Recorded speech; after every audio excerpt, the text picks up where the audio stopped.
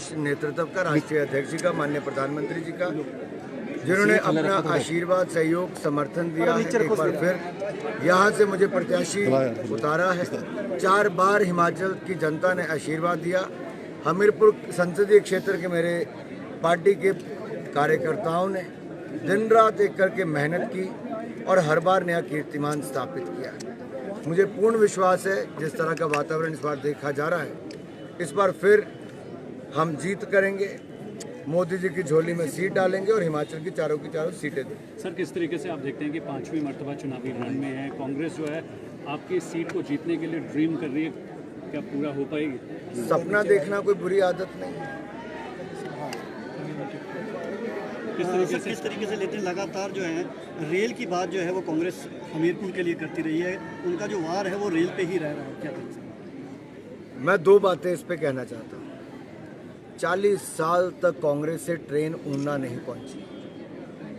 हमने ऊना, आमबिंदौरा, दौलतपुर चौक सारा railway line का काम पूरा करवा दिया, इलेक्ट्रिफिकेशन करा दी, 12 ट्रेनें चलवा दी।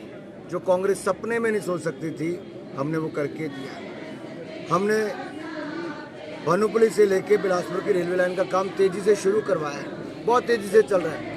राज्य की सरकार ने अपना हिस्सा उसमें नहीं दिया है और राज्य की सरकार ने केंद्र के पैसे से, जो उनको स्वयं पैसा खर्च करके जमीन अधिग्रहण करना था, उसमें भी केंद्र के पैसे का उपयोग किया। हिमाचल अपना हिस्सा हिमाचल की सरकार ने नहीं डाला है और केंद्र की सरकार ने हमीरपुर ऊना रेलवे लाइन के लिए भी प्रदेश सरकार को कई बार चिट्ठी लिखी, राज्य की सरकार ने कोई जवाब नहीं दिया। अगर राज्य ही नहीं बोलेगा तो केंद्र क्या करेगा? आखिर कौन सी मजबूरी है कि हिमाचल की सरकार हमीरपुर में तक रेलवे लाइन लाने के लिए रुकावट क्यों पैदा करे? दूसरा, माननीय मुख्यमंत्री जी ने कुछ दिन पहले कहा कि मेडिकल कॉलेज शुद्ध रूप से भारतीय जनता पार्टी की देन है। 1 पैसे की भी उनकी इसमें भागीदारी नहीं है। और मैं आपको कहना चाहता हूँ, 2015 में केंद्र में भारतीय जनता पार्टी की सरकार थी, मोदी जी ने वो हमें दिया। नड्डा जी हमारे स्वास्थ्य मंत्री थे, नड्डा जी, जयराम जी मुख्यमंत्री थे, वो आए, हमने 2018 में उसका शिलान्यास किया। ये 15 से 18 के बीच में 2 साल कांग्रेस की सरकार थी, उन्होंने ज़मीन भी नहीं दी। और आपको हमीरपुर के सभी पत्रकार भाइयों को पता है, कांग्रेस ने ना एम्स के लिए पहले ज़मीन दी, ना हमीरपुर मेडिकल कॉलेज के लिए दी।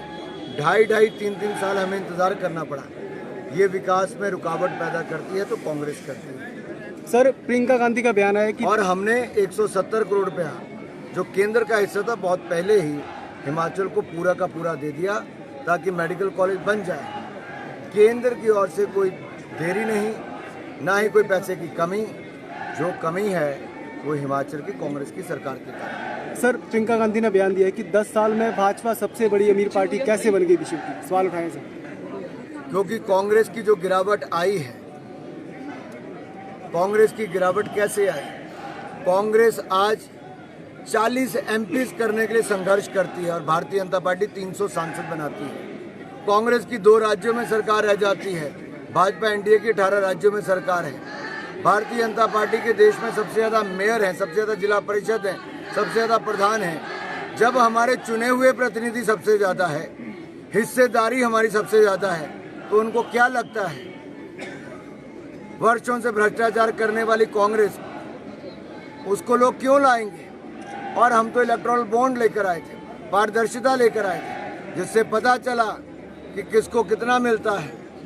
और भारतीय जनता पार्टी की जब 18 राज्यों में सरकार और दिल्ली में 400 सांसद, लोकसभा राज्यसभा की मिला के तब इतना पैसा है, तो मेरा सवाल है, ममता बनर्जी जी के पास 1560 करोड़ रुपया कहाँ से आया एक राज्य में सरकार के कारण? हमारे पास तो केवल 6500 करोड़ आया, उससे कई गुना ज़्यादा होना चाहिए था। तो मेरा मानना इतना है कि कुछ लोगों के पास न भविष्य के लिए दिखाने के लिए कुछ है, न वर्तमान की कोई उपलब्धि है। इसलिए कांग्रेस और विपक्षी दल आज ओछी राजनीति पर उतर आए हैं। लोग उनको नकार रहे हैं और कांग्रेस और विपक्षी दल भय, भ्रम, अफवाहें फैला रहे हैं और अब डीप फेक टेक्नोलॉजी का इस्तेमाल कर रहे हैं। जब से मुकदमे दर्ज होने शुरू हुए, गृह मंत्री जी का झूठा वीडियो चलाया, तब से अब थोड़ी सी इनको सुधार हुआ है। सर, मुख्यमंत्री का कहना है कि 1.5 साल की जो हमारी उपलब्धि है, विकास जो उन्होंने करवाया क्या उपलब्धि है?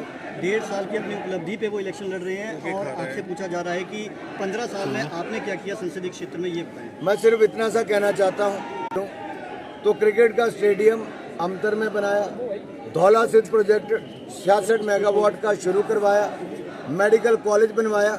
26 साल से जो वो केंद्रीय विद्यालय का भवन भी नहीं बना पाए थे, वो 20 करोड़ रुपए में बना के पूरा भी करवाया। यही नहीं, हमीरपुर से लेके हमने नदौन की सड़क, नदौन से लेके रानीताल की सड़क को चौड़ा भी करवाया, हमीरपुर से जलंधर का हाईवे भी बनवाया।